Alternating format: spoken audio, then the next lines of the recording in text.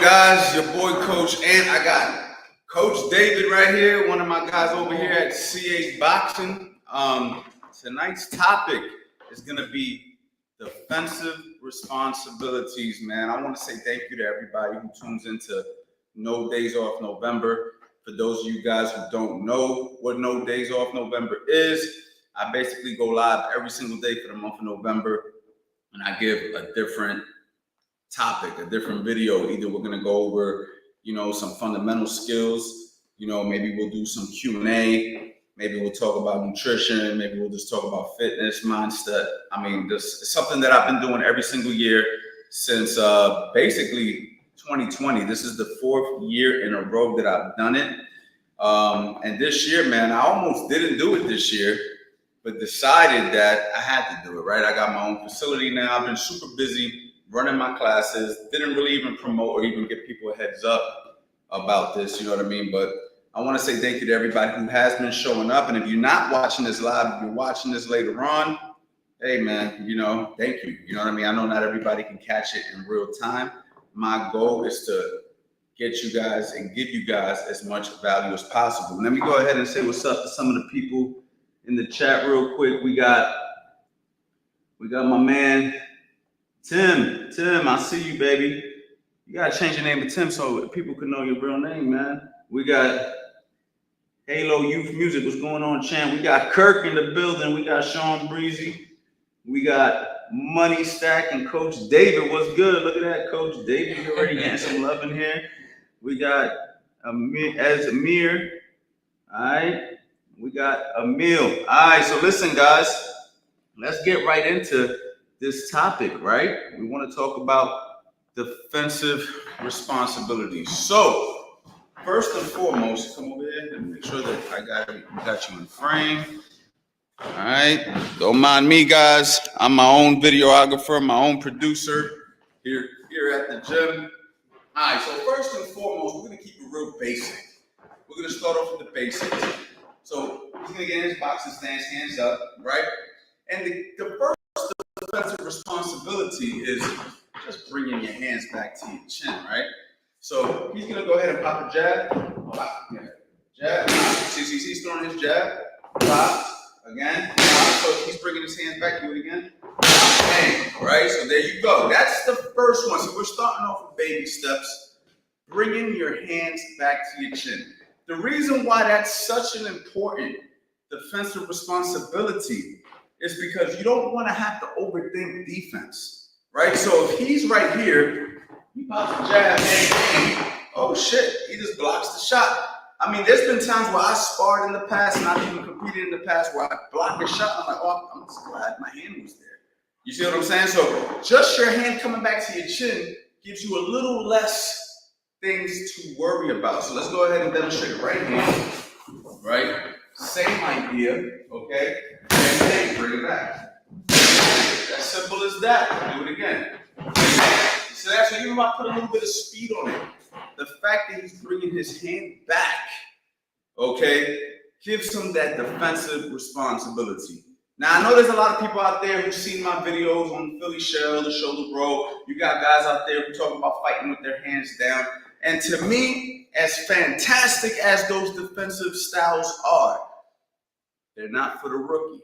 I said this 1,000 times. If this was martial arts, stuff like that is black belt at the 3rd degree. You know what I'm saying? You shouldn't be out there fighting with your lead hands low and your hands low and your fundamentals aren't tight and you don't have a certain amount of experience. I feel like you have to earn your stripes in this sport. And in order to do that, you have to have done it for a long amount of time before you go ahead and try to execute this in a real fight. I know professional fighters with 20, 30 fights who can't fight with their hands down. So don't let these Instagram coaches fool you and these other guys fool you and make you feel like, oh yeah, I could do this. You may be able to after a certain amount of coaching, certain amount of experience. And even those guys get caught slipping. You know what I'm saying? Even those guys get caught slipping. So for me, I would always suggest that you keep the fundamentals simple and basic. Okay, so that's just my disclaimer for today. You know what I mean? So one of the main things you want to do defensively, starting out, is bringing your hands back to your chin. So let's talk about another defensive responsibility, right? So, actually, let's stay there. My bad. So, keeping the opposite hand up when you shoot a shot. Okay, so he throws his jab, and he got that shot there. Okay, so let's just say he's shooting a hook. Throw your hook without trying to knock me out. Like, damn, dog. He trying to knock me out, man. Damn. We know you can fight, coach. All right, so there you throw the hook. Boom. Boom. Okay. You ever heard the saying, never hook with a hooker, right? The reason for that is a lot of times guys will trade hooks. And a lot of guys, when they throw their hook, they have a tendency of dropping the opposite hand. Same thing happens on this side. Throw your cross right here. Yeah. Boom. Keeping that hand up, right? So do it together. Bang. Again. Bang. Again. Bang. Okay? You can do it from this side so you guys can see the punch. Go ahead. Bang. Again. Bang. Because a lot of times guys will direct cross and they'll drop the opposite hand. So this is the basics of defense. Like, we're not even talking about the catching and the slipping and the rolling. You got to have this stuff down before we can move on to some of the other stuff. Does anybody have any questions on this before we move on? Let's go ahead and take a quick look at some of the comments. Nobody's really asking no questions right now, Coach Anthony. Okay. Hey, y'all. All right, cool. So we're going to keep moving. All right. So now, let's get to some cool stuff. You know what I mean? We got the basics, right? We're bringing the hands back to the chin. Another thing I like to tell guys is when you throw a jab, we have to have a defensive move or responsibility after we shoot it, because pop a jab at me, pop. A lot of times guys shoot the jab right back. So what I like to tell guys, one thing that you can do, well, the first basic thing you can do, is keep your hand here, so when you pop your jab, you can catch a return jab, right? So it's bang, I say at the same time, right? Bang, right? We're boxing and bang, okay? Some guys, when they jab, they'll jab and they'll be focused on catching the hook. And since they're focused on catching the hook, there's a hole up the middle. So that's why I like to tell guys to keep your rear hand somewhere around your chin, because from here, I can open up, catch a jab, or I can bring that phone to my ear and catch a hook just by a small adjustment. Whenever you throw a punch in boxing, you're open somewhere. You're never fully defended. You're never fully defending in boxing when you're punching. You're always open somewhere. So you have to understand that you have to also have reaction. You also have to have, you know what I'm saying, you have to have reaction. You have to have fundamentals and skills, because you're not going to be fully safe when you're throwing punches. You feel what I'm saying? That's why a lot of fighters get gun shy after a good ass whipping, because now they're scared to punch, because they know if they punch, they're open up to punch. They're open up to get punched. So that's when you see fighters that are not pulling the trigger, and you're like, why ain't you pulling the trigger? I know why you're not pulling the trigger. You're scared to get punched, because every time you open up, you get hit with something. You see what I'm saying? So this is why you have to understand that you have to have responsibilities that come with the defense, because there's always a chance of you getting hit. All right, so another thing he can do, face me right here, is after he jabs, step back. Boom. So now he steps out of range. Right, so it's almost like, I tell people, it's like stealing a cookie out the cookie jar. You get your shot off, and then you get the hell up out of there. Bam. Good. Without pulling your chin up. Good. Beautiful. That's better. Okay. So that's one option. Another thing he could do is jab, and he can slip. Let's go ahead and slip over the lead leg. Yep. Slip that. He could go there. Slip this way. All right. A little less. Do that again. Okay. Now watch this. Do it again. Bang. All right. Give me my responsibility. You see that? Coach slipping. Look, when you slip, boom, keep that hand up. So now you got an extra defense there. Okay, so when you are slipping, I like to tell guys to keep this hand somewhere up so we can catch. And don't get me wrong, you got guys that'll go here and they'll drop and they'll keep that hand low. However, You also have to be tucked. Hand has to be ready to block. There's a lot of things you have to keep into consideration if you don't slip and do this. So I always like to tell people, because look, do it again. Slip with this hand higher. So now, let's just say, because I'm getting off topic, however, I want to give you guys some gems here. If he slips the jab, let's just say he did a slip counter with the right. Bang, right? So now he's slipping, do that. Wow, beautiful, right? It's a beautiful counter shot. We all know that after the jab, a right hand comes, but look, he got his hands there now. So if I get the timing right, and I throw the jab with the right hand behind, just him keeping his defensive responsibility there puts him in a chance to not get hit with that follow-up right hand. Make sense? Even if I throw a jab and just so happen to graze, I'm grazing a glove. So that's why I like that hand to come up at times. Now, I do understand there's some times where you're going to slip and them hands are going to drop. And I talked about this. I made videos about this. I have courses on this. I actually have a course, a bundle right now called the Defensive Wizard for like $37 to get you so much stuff, way more detail than what I'm about to give you guys right now. I'll put the link in there for you guys in a minute for those who don't have it. However, if you're going to slip with your hands down, there's typically a purpose behind it. Example, if I slip this way with my hands down, I'm typically looking to punch with this hand. If I slip this way, I can punch with this hand. That's a whole other thing. We're not going to get into that right now. Right now, what we're going to focus on is defensive responsibilities. Any questions? Let me know in the chat.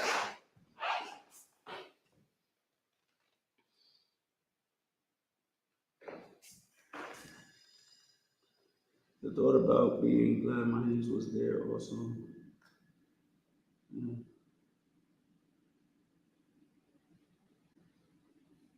Okay. All right, guys. We're just going to keep on flowing. All right. So, we got that then. I don't know where. Another defensive responsibility I like to tell people.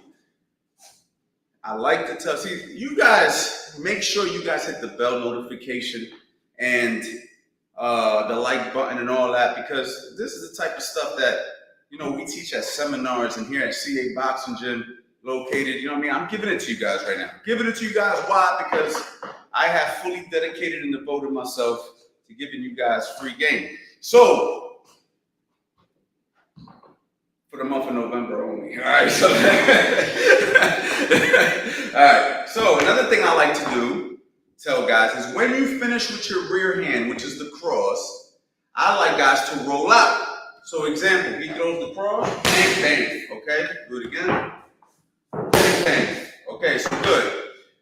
I like that as if you're finishing with the cross, I'd say 8 out of 10 times. Okay, I'd say 8 out of 10, maybe 7 out of 10 times. And I'll give you some reasons why. But let's just say he's on this side and he throws a uppercut. That's still the right hand. See what I'm saying? Throw a hook to the body. Okay. Okay. Now the reason for that, why? We all know the hook's coming, right? So he throws that 1-2. Good. A little less than 4. Right there. Perfect. Do it again. Good. Now that's if he decides that he's finished with the right hand. You see what I'm saying? Now don't get me wrong, he could follow up and throw more punches, or if his head's outside his lead side, then he could pivot left, which is something that I would tell people to do. Like if I'm boxing you and you put your weight on your front leg, let's say I'll do it to you. So I'm boxing you like this. If I go here and I shoot my right hand, I'm going this way when I'm done. So let's get back in frame. Let's just say you throw your right hand here. Right here. Bang. Now from there, since your head's already here, I'd have you pivot left. See what I'm saying? I'd have you pivot left because he already placed his head on that side. It's kind of like a right hand lead. If I'm over here ready, pop, I'll just slide up that way. Sometimes you can go pop and roll out. Depends. Another thing you can do off the right hand is a step back. You do that right hand, right? No. Full step back. Exactly. So let's say you go with 1-2. See what I'm saying? You can do that as well. The only reason I don't like the step back as much as the roll is because some guys get clipped on the step back. Like, think of guys like Amir Khan, who used to go in and out real quick with their feet. Sometimes on that step back, that chin could come up or something like that. A lot of European fighters do it. If you have fast feet, really fast feet and good technique, you can get it off. And if you're taller than your opponent, you can also get that off. But if you're boxing somebody who's more your height and, you know what I'm saying, you want to be a little bit more safer, I always recommend rolling out or sliding left or right, depending on your southpaw, after that rear hand. So that's a big defensive responsibility. The whole point of it is you don't want to sit there throwing a 1-2 and then staying here, right? So he throws a beautiful, let's say he throws a beautiful 1-2. But then he just comes right back to the center, puts me in a position where I can get shit off. We're making the fight harder for ourselves. I tell people, think of your defensive responsibilities like a seatbelt. So, example, you put your seatbelt on just in case you get in a car accident. Not because you're going to get in one. We hope that we never get in a car accident. But if we do, we have a seatbelt. If we do, hopefully the car has an airbag. You see what I'm trying to say? If it happens. So if he throws the 1-2, even if the hook doesn't come, just roll anyway. Make it a habit. It ain't gonna hurt you. You know what I'm saying? I pop, pop, move my head. It's all good. It's extra head movement. You see what I'm saying? It doesn't have to be an issue like all the time if the shot doesn't come. You feel what I'm saying? Just like that. You bring your hands back to your chin, even if they're not firing back. Don't throw the 1-2 and leave your hands down because you're like, well, he's not punching all the time. Well, what if he does and you get caught unexpected? You see what I'm saying? So that's what I mean. Defensive responsibilities are more so responsibilities that you do regardless, right? In life, that's like an analogy for life, right? Right? You do certain things every day regardless, whether good, bad, it doesn't matter. We have certain responsibilities that we have to handle. You know, you save your money. What are you saving for? I don't know what I'm saving for. We're saving for a rainy day, right? Like, we saving for a rainy day. Like, I don't have nothing in particular that I want to buy, but one thing I do know is I don't want to be broke. So I'm going to save the money that I earn.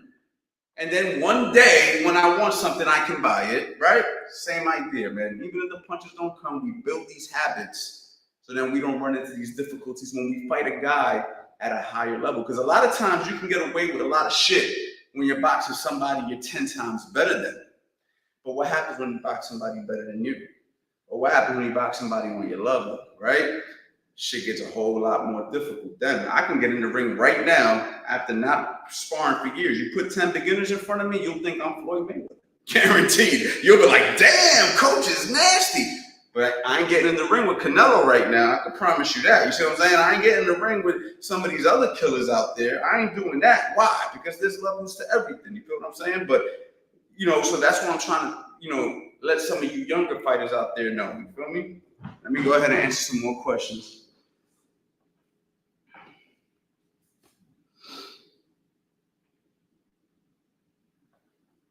Yo, great shit right here, coach. Thank you so much, champ.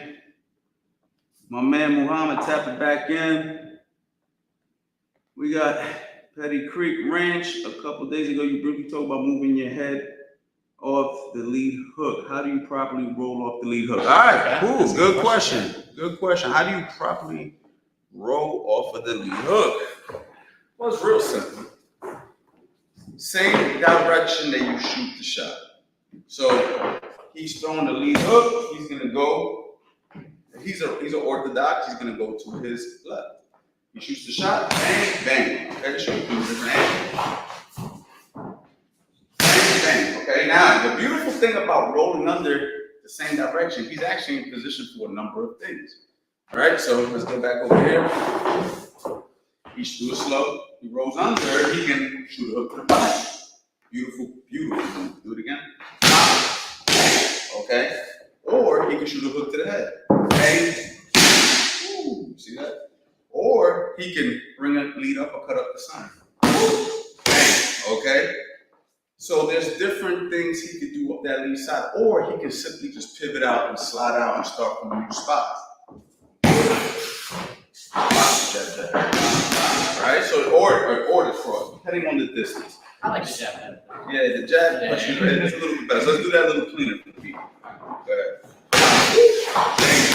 Okay. Man, that boy's sharp. All right, so that's basically all that is, right? So rolling under the same, that's basic fundamental. Now, I also taught people how to stun the waist off of the hook and all that. That's something a little different, a little more advanced. I got videos like that, like on my Philly Shell course and my defensive principles 101. Like I told you, I have the defensive wizard, super cheap right now. I'll have the link in there at the end of this stream that you can go ahead and pick up. I teach a bunch of stuff on there, but it's basically that. So that's how you do that.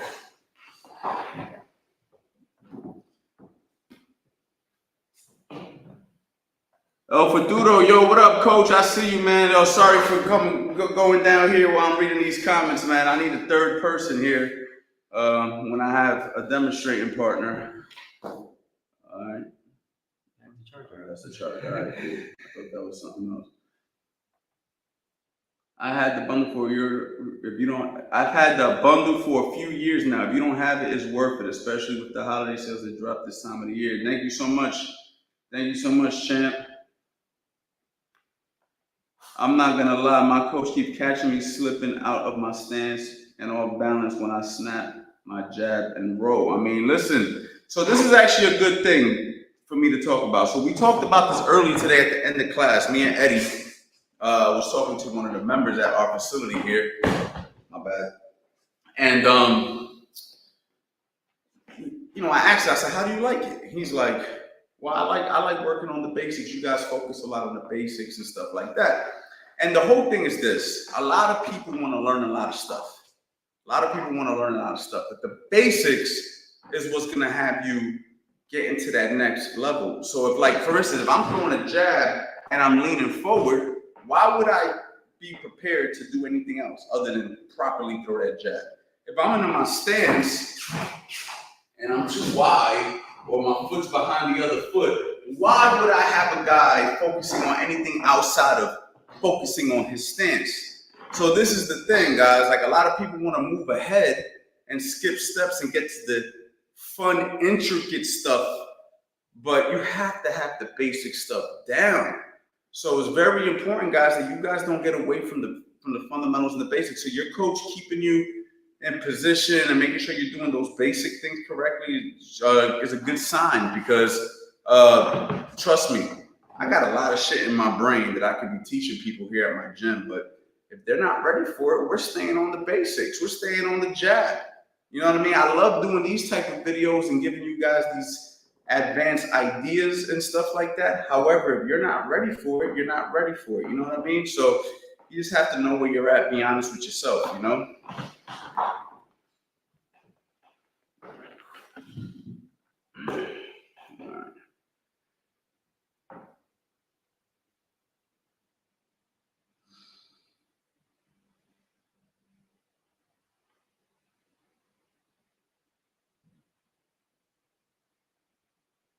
It's a good question. Thoughts on the winky right high guard? One of my favorite defenses. However, this is one of my favorite defenses, but at the same time, a very difficult way for a lot of people to fight. Are you familiar with winky right? Yeah, exactly, right? So Winky Wright was a guy who can cover his head and his body with these long-ass arms he had. So that's the first thing. But honestly, I used to try to do what Winky Wright did myself. Eddie Chambers does it as well. It is very effective. The problem with it is when you run into a guy, right? So he's covered up. His goal, fighting this way, is to basically not have to do a lot defensively and still be effective defensively. That's his goal. His goal is everything's already in position. If something goes downstairs, he's got to tilt to it, right? If I throw something down the middle, maybe he tilts back a little bit to take some steam off of that, right? And his goal is I don't have to worry about slipping. I don't have to worry about rolling. And also his goal is if he does it properly, if he's walking down and he's catching, right? His goal is maybe he can shoot a shot to your body. They call it walking you down a lot of the times in boxing. Like if I'm fighting a guy, especially like me, if I'm sparring a guy that's smaller than me, who's faster than me, and I say, you know what, I'm just gonna catch what he throws. Eventually, I'm gonna catch up with him and shoot something down the pipe. You've seen guys like Javante Davis use similar tactics, right? You know, they just walk you down. Problem with it is, what happens if it's a 3-round fight? You lost because you ain't getting your shots off. You feel what I'm saying? If you're not getting your shots off, you're boxing somebody who's real speedy, gets their combination off turns or whatever, 3-round fight, headgear. Chances are you're gonna lose that fight. Another thing is, you fight a guy who doesn't get tired. The other guy's working, you're not. You see what I'm saying? So, and another thing is, you're feeling a lot. You know, you're feeling a lot of punches on your arms, on your elbows, and that takes a wear on you. So, can it work? Yes, it does work. Winky Wright won world championships and was one of the best boxers in his era. But it's a difficult fight, and I wouldn't recommend you going into boxing wanting to fight that way. I would more so have that in my pocket for a situation where I needed it than say I'm gonna approach every single fight that way. You feel what I'm saying? Like maybe if I'm dealing with a guy who's too fast or something like that, maybe I might have no choice but to cover up and hope that I can catch and time something. You know what I'm saying? With some significance. But it shouldn't be your plan A. Yeah, it's not a plan A because you're just giving away real estate. You're basically saying, punch at me. I'm a punching bag. And Winky was able to do it in such a way where it was effective. But Winky Wright is Winky Wright. It's kind of like guys trying to fight like Floyd Mayweather. You know, look at the best impression of Floyd Mayweather we saw, Adrian Broner. He ain't no Floyd Mayweather. No matter how much people thought he fought like Floyd, he tried to look like Floyd, he even interviews sounded like Floyd. No disrespect to Adrian. But let's keep it 100. He ain't no Floyd. And he was probably the best impression of Floyd that we could find in modern times. You know what I mean? He lacked the footwork, he lacked some of the timing, he lacked some of the athleticism that Floyd had, the fundamentals, you know what I mean, the responsibilities. And even though it kind of looked the same, it's not the same, right? It's kind of like what they say, the Chrysler 300 looked like a Bentley till a Bentley pulls up next to you. A Rolls Royce, yeah. Chrysler 300 looked like a Rolls Royce till a Rolls Royce pulls up next to you. Then you're like, hold up, this ain't the same. This ain't the same. I thought it did until I saw the real thing. You feel me? So for me, you learn the fundamentals, you know what I mean? And you do the best you can with the fundamentals. You develop your own style. Be the best version of you, not the second best Winky Wright. Be the version of you, not the second best Floyd. Be the best version of you, not the next Canelo. You know what I mean? Use these guys as inspiration, but still try to be the best you.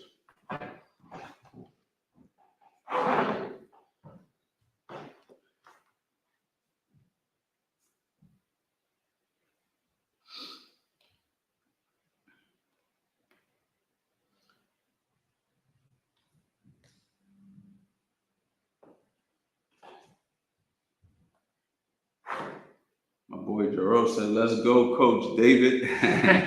Okay. What's up, Coach? Any tips for tall fighters, 6'4"? Well, yes. Be tall. Use your height. You know what I mean? Keep that jab out there. You know, try not to fight like a small guy if you don't have to.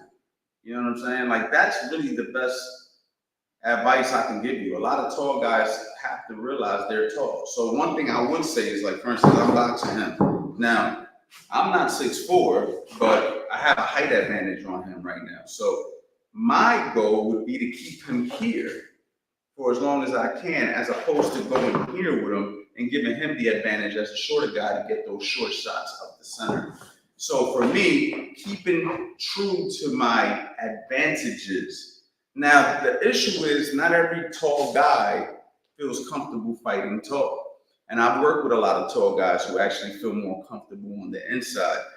And unfortunately, it kind of sucks because it takes away one of your best attributes. You know, let's think about like the Klitschko's. when Klitschko's got with Emmanuel Stewart had those guys fighting from that long guard style, and it benefited them big time. Like, if you could watch the Klitschko's before they got with Emmanuel Stewart and then watch them after, not that they were fighting short before Emmanuel, but their style just got so much better. And one of the main things that Emmanuel did with them was teach them how to control distance, teach them how to be tall. I actually have two courses. I have two courses that will benefit you on my website: how to box from the outside and how to box from the inside. And in my how to box from the outside, we actually talk about some of those things that tall people can take advantage of. So I recommend that you check that out.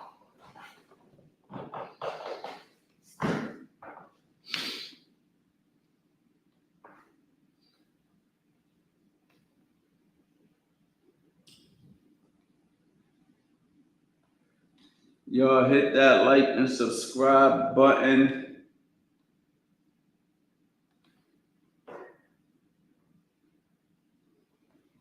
Any mistakes to avoid in terms of balance? Yeah, I got one for you. Real simple one. The proper boxing stance. So let me see something. All right. I'm gonna take this question off the screen so we could see the feet. All right, so for me, toe heel alignment, I talk about this all the time. Toe heel alignment. The reason why I like it so much is because it keeps my feet separated far enough to where I could kind of keep my balance no matter what. So for instance, I have David come over there, get on the toe heel. Now, a toe heel, you notice his feet are toe heel, but his upper body's still bladed. And give you a firm stance on the ball of his back foot. He's on the ball of his back foot. I'm on the ball of that back foot. It just makes him a little more sturdy, right? So it's like, look, I'm pushing him, and he's not throwing off balance. You see what I'm saying? Now, if his feet were behind each other like this, you know what I mean? Or if he was on his heels, then he'd fall off balance. But being on the ball of your back foot gives you that little spring that you need. You know, gives you that spring. There you go. Exactly. And that toe heel alignment has your feet separated enough to where you can kind of do all your upper body movement without feeling like you're gonna fall off. Does it feel comfortable to you? Yeah. So yeah, that's the main tip. And make sure your stance is right. Make sure you're on the ball of your back foot, and make sure you don't go to your heels. Going to your heels is a big problem that a lot of fighters have. But listen, guys, that's it. I'm keeping it short. Every single day for the month of November, I will be going live. I hope you guys are finding value in this, man. Please make sure you share this, like the channel. I don't know any other YouTube coaches doing this at this level. We are going live every single day for the month of November. Make sure you guys go to the website. Check out the website, CoachAnthonyBoxing.com. Guaranteed that every single course on there is going to provide so much value. Matter of fact, I got a couple links I'm going to drop in the chat for you guys.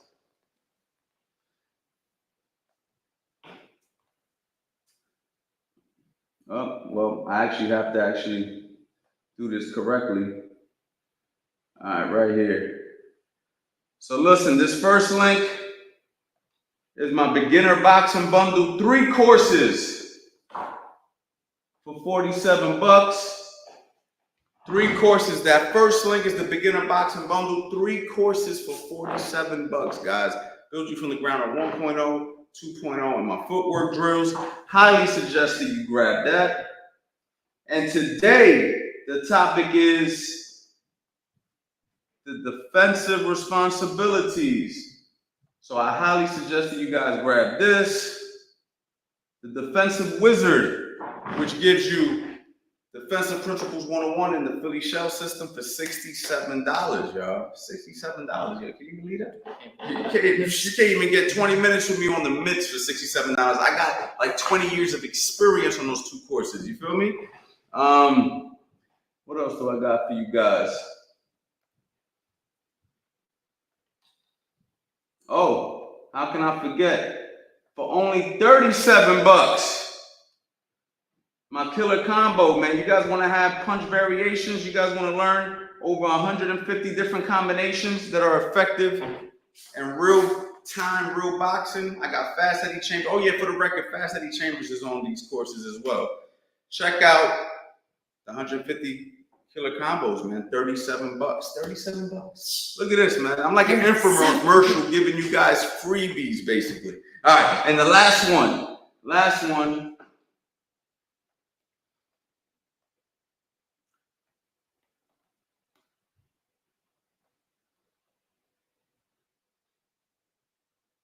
Oh, my bad, y'all.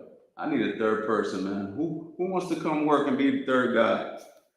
Need a third guy here, man. Oh, you know what? We might be able to answer this last question.